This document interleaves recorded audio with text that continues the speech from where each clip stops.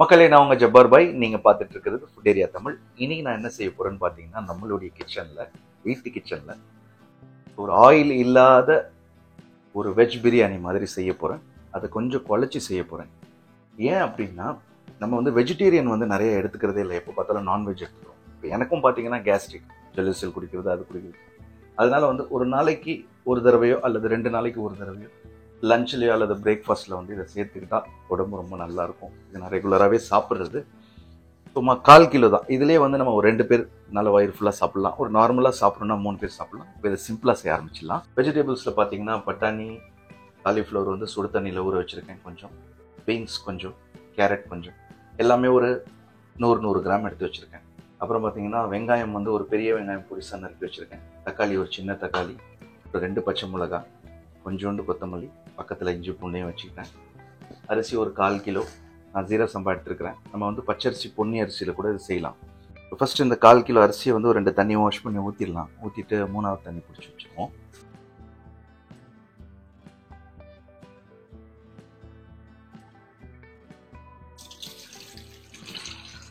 ரெண்டு தண்ணி ஊற்றிட்டோம். 3வது தண்ணி நல்ல அரிசி நல்லா முங்குற அளவுக்கு நம்ம ஊற வைக்கணும். இந்த ப்ராசஸ் எவ்வளோ நேரம் பார்த்தீங்கன்னா, அதிகபட்சம் நம்ம ஒரு 1/2 அன் ஹவர்லேருந்து 40 நிமிஷத்தில் செஞ்சிடலாம். Without cooker. நான் ஒரு சின்ன பேன் வச்சுருக்கேன். அடுப்பில் வைக்கிறேன். வேற பர்னர் பற்றிச்சு. இப்போ என்னென்னா, ஆயில் இல்லாமல் நம்ம செய்ய போகிறதுனால ஃபஸ்ட்டு நம்ம என்ன பண்ணுவோம்னா, இதில் வெங்காயத்தை போட்டுருவோம்.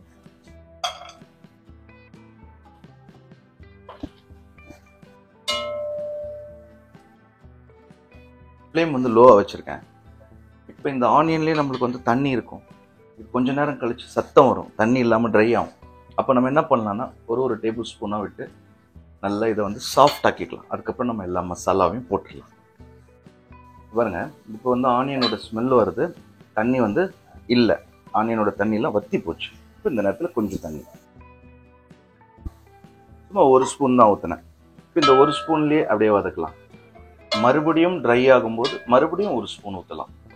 ஏன் நம்ம ஆனியனை வதக்காம கூட அப்படியே எல்லாமே போட்டு மசாலா எல்லாம் போட்டு தண்ணி ஊற்றிட்டு இதை கொதிக்க வைக்கலாம். ஆனியனை நம்ம சாஃப்ட் ஆகுறதுக்கு காரணம் என்னன்னா, இது எல்லாமே ப்ரிப்பேர் ஆனதுக்கப்புறம் ஆனியன் மட்டும் முழுசாக தெரியும். அந்த மாதிரி நமக்கு தெரியக்கூடாது. அதனால தான் சாஃப்ட் ஆகும்.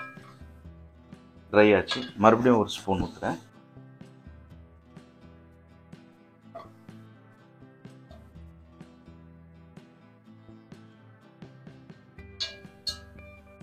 இது 1க்கு 2 தடவை ஒரு ஸ்பூனாக தண்ணி விட்டு இதை நல்லா சாஃப்ட் ஆக்கிக்கிட்டோம். பாருங்கள், இப்போ இந்த நேரத்தில் நம்ம என்ன பண்ணுவோம்னா, இருக்கிற வெஜிடபிள்ஸ் எல்லாமே போட்டுருவோம். இதுலேயும் தண்ணி இருக்கும்.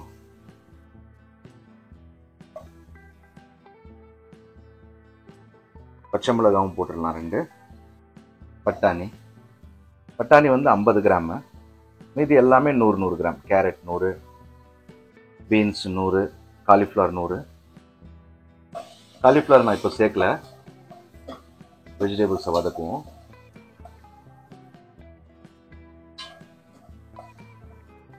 இப்போ இந்த வெஜிடபிள்ஸில் இருக்கிற தண்ணியை சுண்டுற வரைக்கும் நம்ம இந்த வெஜிடபிள்ஸை வதக்கலாம். அப்போ என்ன ஆகும்னா, இந்த பச்சை வாடைப்போம். சாப்பிடும்போது நம்மளுக்கு நல்லா இருக்கும் டேஸ்ட்டு.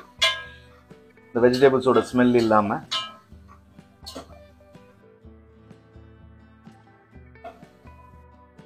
அவ்வளோதான். ஒரு 2 நிமிஷம் பெரட்டணும். இப்போ நம்மளுக்கு ஹெல்ப் யார் பண்ணுவாங்கன்னு பார்த்தீங்கன்னா, தக்காளியும் இஞ்சி பூண்டு பேஸ்ட்டும். அதுக்கு முன்னாடி நம்ம என்ன பண்ணுவோம்னா, கொத்தமல்லியை ஒரு போட்டுருவோம். இதுலேயும் தண்ணி இருக்கும்.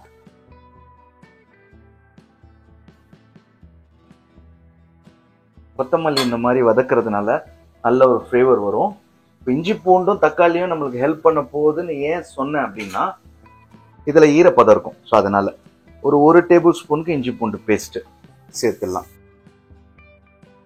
இதையும் ஒரு வதக்குவோம். ஒரு மீடியம் சைஸ் தக்காளி கட் பண்ணி வச்சிருக்கேன். இதையும் சேர்த்துடலாம்.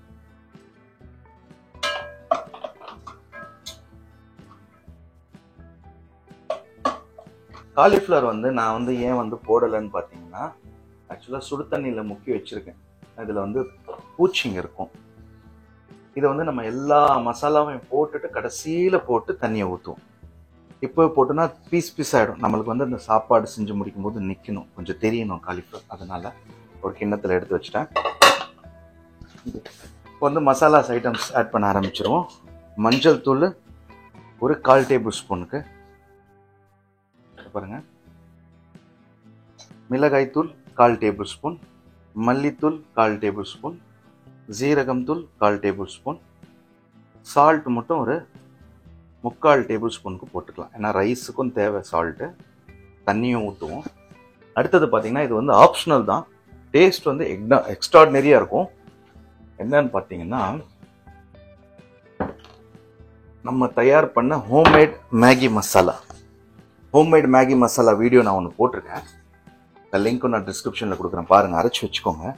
இது வந்து இந்த மாதிரி விஷயங்கள்லாம் செய்யும் போது வீட்டில் சேமியா இல்லை பசங்க வந்து இந்த மேகி மாதிரியே நூடுல்ஸ் கேட்குறாங்கன்னா நூடுல்ஸ் போட்டு அதோடைய அளவும் சொல்லியிருப்பேன், அதில் வந்து எவ்வளோ மசாலா போடணும் அப்படின்னு. அது மட்டும் நான் ஒரு 1/4 டேபிள் ஸ்பூனுக்கு இதில் ஆட் பண்ணிக்கிறேன். ஆப்ஷனல் தான். நீங்கள் அரைச்சி வச்சுருந்தா போடுங்க, இல்லைன்னா நம்ம சேனலில் போய் பார்த்து அரைச்சிக்கோங்க. மொத்தமாக பெரட்டுவோம்.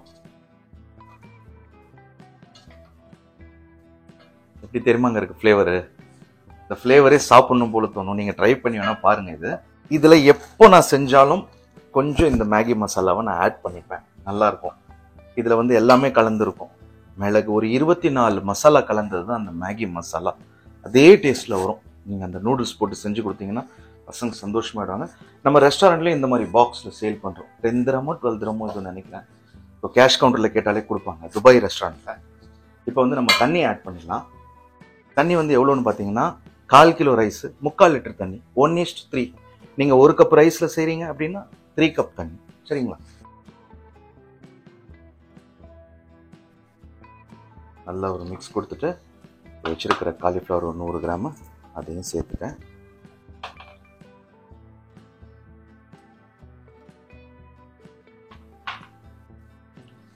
நீங்கள் சேர்க்குறதா இருந்தால் பட்டை, கிராம்பு, ஏலக்காய் சும்மா ஒரு 2 வேணால் சேர்த்துக்கோங்க உங்களுடைய ஃப்ளேவருக்கு. ஏன்னா நான் மேகி மசாலா சேர்த்தேன் இல்லையா, அதுலேயே வந்து அவ்வளோ மசாலா இருக்கிறதுனால ஃப்ளேவர் நல்லாயிருக்கும், தேவைப்படாது. இப்போ வந்து மூடியை போட்டு மூடிட்டு ஃப்ளேம் ஹைக்கு கொண்டு வந்துடுவோம். நல்ல ஒரு கொதி வந்தோடனே லோ ஃப்ளேம் ஒரு 15லேருந்து 20 நிமிஷம் அப்படியே விடுவோம். நல்லா சாஃப்ட் ஆயிரும் காய்கறி. அதுக்கப்புறம் நம்மளோட ரைஸை வடிச்சு அதில் போடும். சரிங்க? இது பார்த்தீங்கன்னா ஒரு 20 மினிட்ஸ் அப்படியே லோ ஃப்ளேமில் வச்சு விட்டுட்டேன். நடுவில் ஒரு தடவையும் நான் கிண்டலை. ஏன்னா தண்ணி இருக்குது, நம்மளுக்கு வந்து அடி பிடிக்காது. அடிக்கடி திறந்து பார்க்கணுன்ற இது கிடையாது. பாருங்க, நல்லா வெஜிடபிள்ஸ்லாம் வந்து சூப்பராக இருக்குன்னு நினைக்கிறேன். ஆமாம், வந்துருச்சு. நல்லா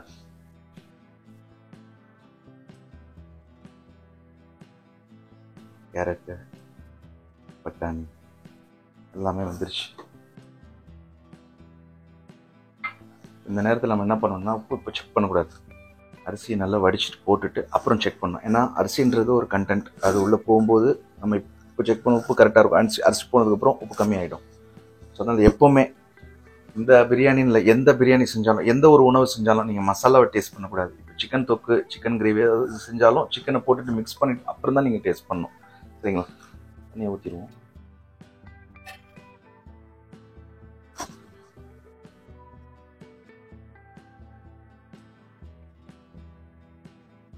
ஃப்ளேம் வந்து ஹையில் கொண்டு வந்துடணும். ஏன்னா அரிசி போட்டோன்னே அந்த மசாலா ஆறும். அப்படியே விட்டுறக்கூடாது. கொண்டு வந்து இந்த மாதிரி கிண்டிக்கிட்டே இருக்கணும். அரிசிக்கும் மசாலாவுக்கும் லெவலாக வரும்போது நம்ம தம் போடுவோம். கொதிக்குது. இந்த நேரத்தில் நம்ம உப்பு செக் பண்ணுவோம். பர்ஃபெக்டாக இருக்கு.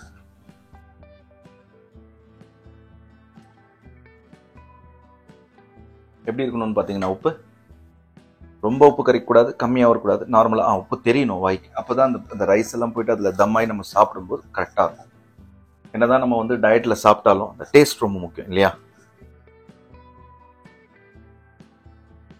இது பாருங்க, அரிசி நல்லா கொதிச்சு வருது. அரிசிக்கும் மசாலாவுக்கும் லெவல் வருது பாருங்க. இது வந்து பார்த்தீங்கன்னா 60 to 75% பால் ஆயிடுச்சு. இந்த நேரத்தில் நம்ம என்ன பண்ணுவோம்? தட்டை மூடி தம் போட்டுருவோம். மூணும் ஃப்ளேம் லோ. இது 1/4 கிலோன்றதுனால 10லேருந்து 15 நிமிஷம். இதே நீங்கள் 1 கிலோ செஞ்சீங்கன்னா 15லேருந்து 20 நிமிஷம். 1/2 கிலோக்கு, 3/4 கிலோ, 1 கிலோக்கு எல்லாத்துக்குமே. சரி, ஒரு 15 மினிட்ஸ் கழிச்சு பார்ப்போம் எப்படி இருக்கு. 15 நிமிஷம் அப்படியே தம்மில் விட்டோம். ஓப்பன் பண்ணுவோம்.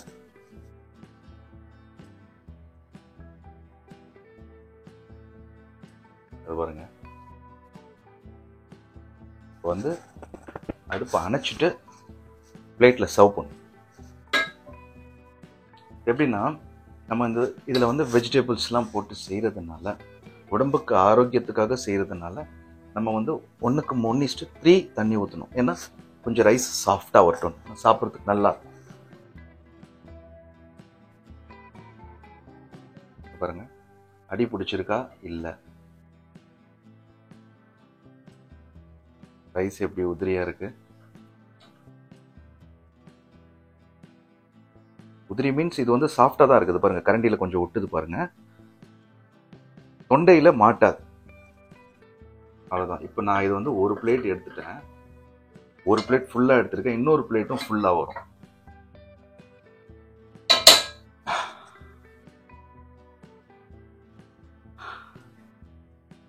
டேஸ்ட் பண்ணுவோமா?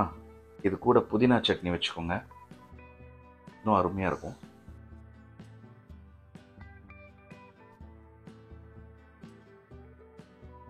சூப்பர். உப்புலாம் கரெக்டாக இருக்கு. காரம் நம்ம ரொம்ப சேர்க்க வேண்டாம். சரி, ஆயிலும் சேர்க்கல, காரமும் குறைச்சிக்கிறது நல்லது. அதனால தான் 1/4 டேபிள் ஸ்பூன் சேர்த்தேன். ஆக்சுவலாக பார்த்தீங்கன்னா ஒரு கிலோ ரைஸ் இந்த மாதிரி நம்ம செய்யணும்னா 1.5 டேபிள் ஸ்பூன் போடணும். இப்போ நான் 1/4 கிலோக்கு வந்து 1/4 டேபிள் ஸ்பூனோட அதிகமாக போடணும். பட் நான் குறைச்சி தான் போட்டிருக்கேன். உப்பு கரெக்டாக இருக்குது, 3/4 டேபிள் ஸ்பூன். அரிசிக்கு 1/4 டேபிள் ஸ்பூன், தண்ணிக்கு 1/4 table spoon, vegetable 1/4 table spoon கரெக்டாக போட்டோம். உப்பெல்லாம் வந்து தாறுமாறு ஷார்ப்பாக இருக்கு.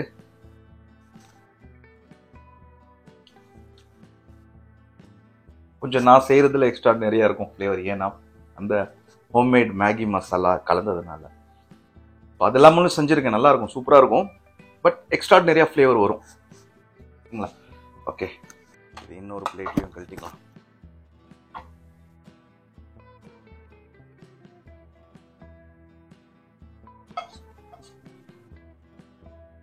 நான் சொன்னேன் இல்லையா, வயிறு ஃபுல்லாக சாப்பிடணும்னா 2 பேர், நார்மலாக சாப்பிடணும்னா 3 பேர், ரொம்ப கம்மியாக சாப்பிட்றவங்களா இருந்தால் 4 பேர் கூட சாப்பிடலாம் இந்த 1/4 கிலோ ரைஸில். இது வந்து நீங்கள் வந்து உங்களுடைய பசங்களுக்கு வந்து லஞ்ச் பாக்ஸ் கட்டி கொடுக்கலாம். சரியா? டப்பர் வேரில் வாங்கிக்கோங்க, அப்படியே இருக்கும் சாப்பாடு, அதோட தன்மை மாறாது. ஹாட் பேக்கு, ஸோ இந்த மாதிரிலாம் கட்டி கொடுங்க பசங்களுக்கு. இதோடு சேர்த்து நீங்கள் நிறைய வெஜிடபிள்ஸ், இன்னும் முருங்கைக்காய் சேர்த்துக்கலாம் அதில் நீங்கள். அப்புறம் வேறு நான் கொஞ்சம் கீரை வீட்டில் இருந்தால் முருங்கைக்கீரை தூவி விட்டுடலாம். இன்னும் உடம்புக்கு ஆரோக்கியம் தூவி விட்டுடலாம்.